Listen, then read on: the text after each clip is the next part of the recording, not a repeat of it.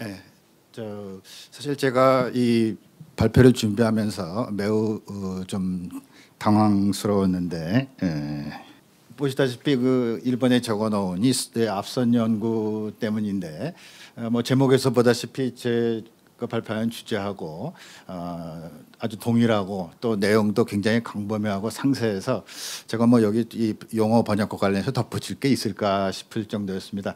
그래서 많이 고민을 하던 중에 10월 말에 이 통번역 용어의 번역에 대해서 논의한 그런 그 논문 발표를 듣게 됐는데, 그것을 계기로 제가 이 통번역 용어를 가지고 이 문제에 한번 접근해 보면 어떨까 생각했습니다.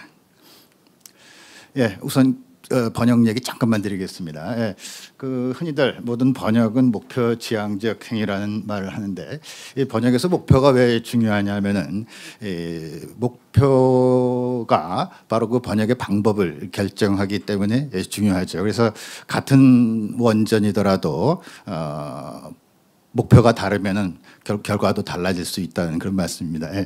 그래서 요 예를 하나 들어보겠습니다. 예.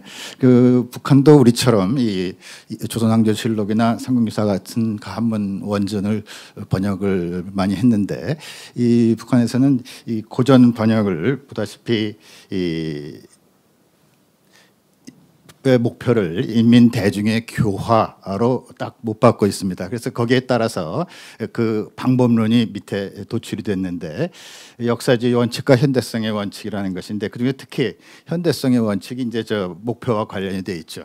그래서 인민 대중의 교화가 목표이기 때문에 현재 인민들이 사용하는 그리고 이해하기 쉬운 구어체 문장으로 번역을 해야 된다 하는 것이 이제 방법론이 되겠죠.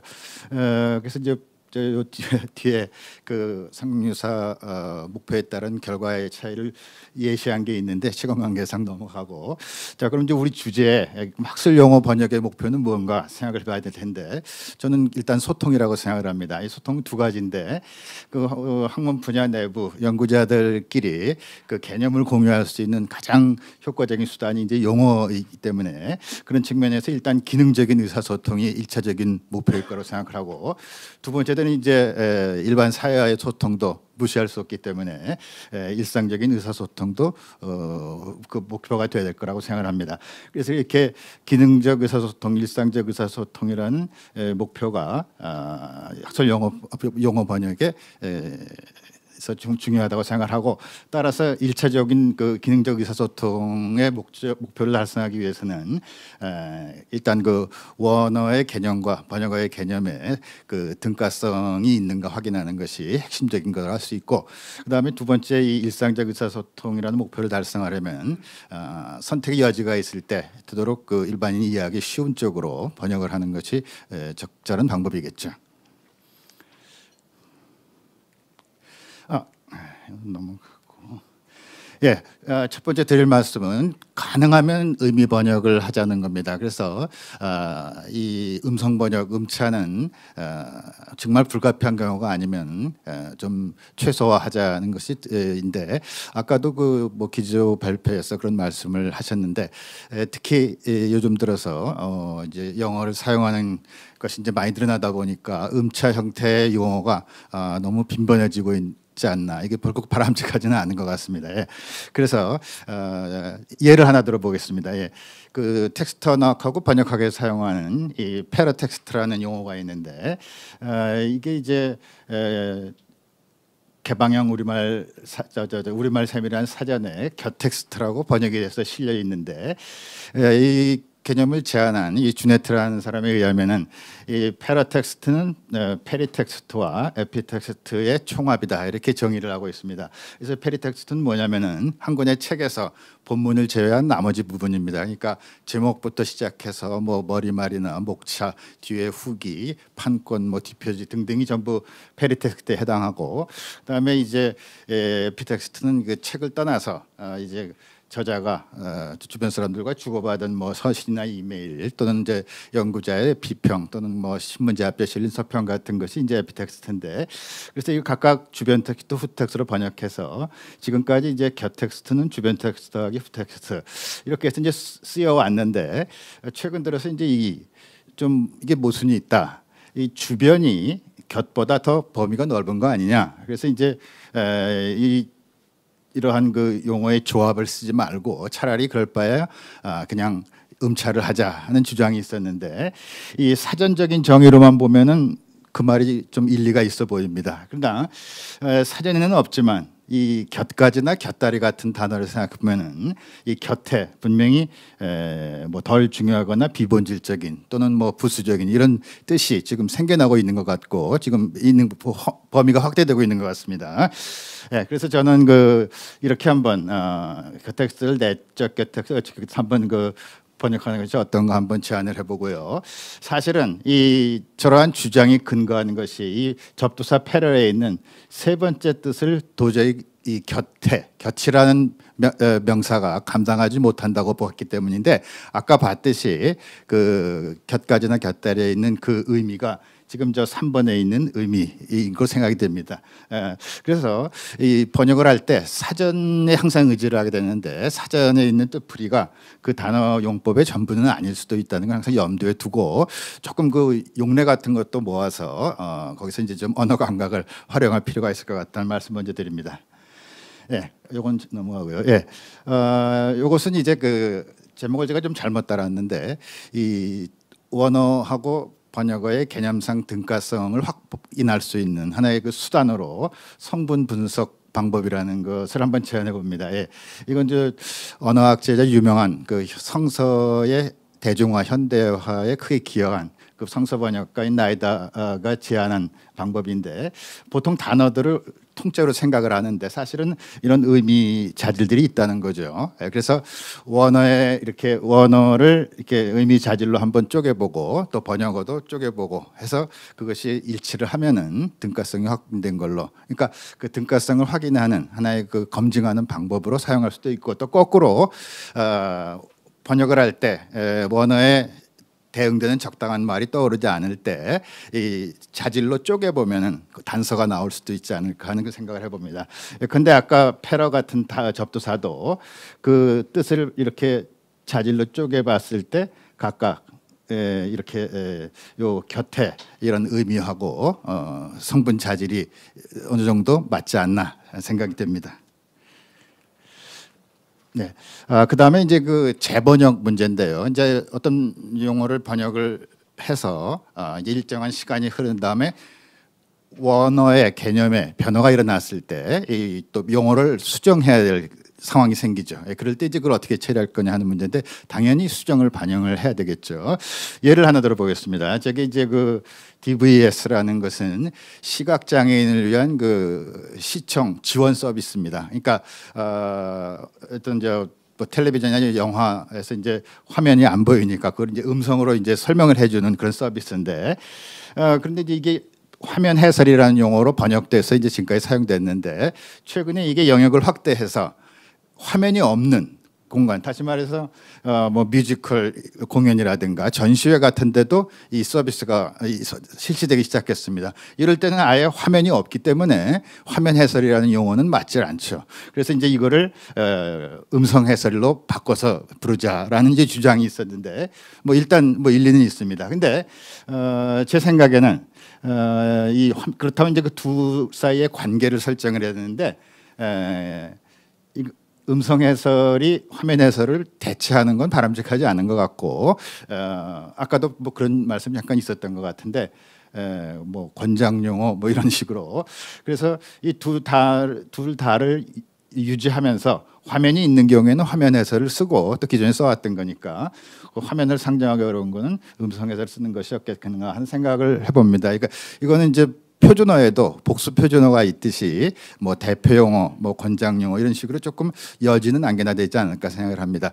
그래서 예컨대 이제 우리가 인플레이션, 디플레이션 그러면 지금까지 통합 팽창, 통화 수축하다가 요즘에는 좀 쉬운 용어를 쓰자는 흐름에 따라서 물가 상승, 물가 하락이라는 용어를 쓰기 시작했는데, 이게 사실은 뭐 거시적으로 보면은 통합 팽창, 통화 수축이 맞지만 우리 그 경제 주체 개인의 입장에서 보면은 썩 와닿지가 않죠. 그래서 그럴 때는 오히려 물가 상승이나 물가 하락이 더 와닿는다는 거죠. 그래서 이랬을 때 이거 두 개를 다 좀 놔두고 상황에 따라 좀 유동 있게 적으로 사용해 좋겠다는 거고 최근에 이제 요 심장 자동 제세동기라는 게 잠깐 그 매체에 나왔는데 이 제세동이라는 말이 너무 어려운 한자라서 나중에 알고 보니까 뭐 세동을 없애주는 거라는데 그래서 저거를 기능을 가지고 정의를 저 이름을 번역한 건데 사용자 입장에선 뭐 하는 거냐 심장 충격하는 거다 이게 훨씬 더 와닿는다는 거죠.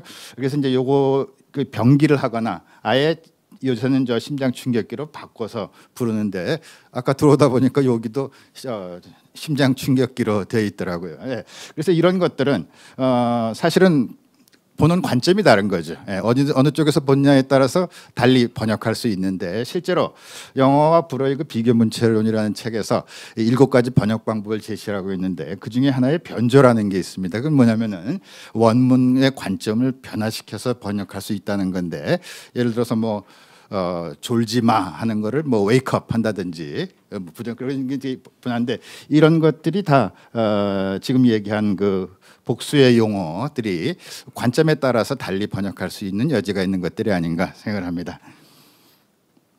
예, 그다음에 이제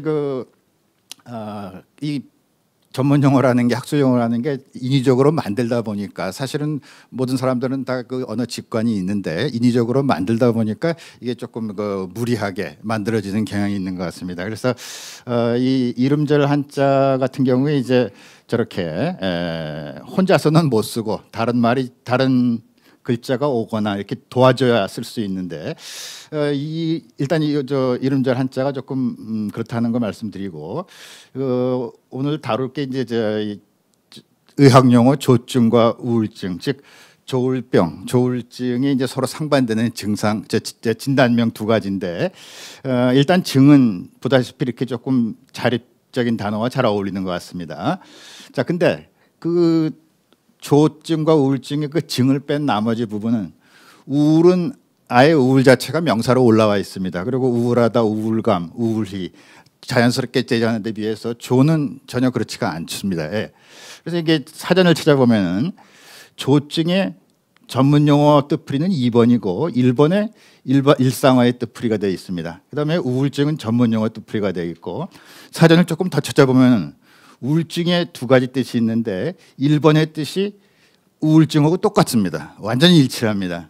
그리고 2번 이제 산역 용어고 그래서 제가 예전부터 왜 우울증을 조증과 우울증 이렇게 하지 않았는지 좀 궁금했는데 그래서 뭐 해도 상관이 없었을 것 같은데 이 만약에 이 뜻풀이가 그때 맞다면은 그리고 만약에 그렇지 않고 어떤 뭐 우울하다 같은 이런 일상적인 용법을 생각했다면은 사실은 조증은 조급증이 가장 가까운 것 같습니다. 그래서 조급증을 사전을 찾아보면은 일상어 용법이 있고 그 조증의 일상어 용법하고 거의 비슷합니다. 예. 그러니까 사실은 이게 조금 뜻풀이가 좀 꼬인 느낌이 드는데 그래서 우울증 쪽으로 가려면은 조증도 조급증하고 여기다 2번에 전문 용어 용법 뜻풀이를 하는 것도 괜찮은 방법이 아니었을까 하는 생각을 해보는데 저 아까 교수님이 계셨으면 여쭤보려고 했는데 가셨습니다. 예. 예. 그다음에 이제 내적 차용인데 이거는 이제 일상어를 전문 용어로 하거나 아니면 다른 분야에 쓰는 거를 가져 빌려오는 건데 이것은 어떤 연구자들은 좀 싫어하는데 제 생각에는 싫어할 필요가 없고 오히려 조금 뭐 소통이라는 측면에서는 괜찮지 않는가. 예를 들어서 바이러스라는 단어는 생물, 의학, 정보통신에 쓰는데 일정한 공통적인 특징이 있습니다. 그래서 분야를 넘겨오더라도 그 공통 특징을 가지고 오기 때문에 조금만 특수한 상황을 덧붙이면은 그 통용하는데 훨씬 그러니까 용어를 만들어서 유통시키고 정착시키는 데 걸리는 시간과 노력이 훨씬 줄어들지 않을까 생각을 합니다. 그래서 이제 마지막으로 그 말을 말로 옮기는 게 통역이고 글로 옮기는 게 번역인데 문서를 말로 옮기는 게 있습니다. 그게 이제 사이트 트랜슬레이션인데 여기에 대한 용어가 몇 가지 있는데 저는 이 중에서 맨 앞에 거를 지지합니다. 그 이유는 현재 음악에서 이 악보를 부르고 노래를 부르는 거를 시창이라는 용어로 쓰는데 그래서 그 연상이 될 수 있기 때문에 일종의 내적 차용으로 이게 가장 경쟁력이 있지 않나 생각합니다. 예. 뭐 잠깐만 한 1분만 말씀을 더 드리겠습니다. 예.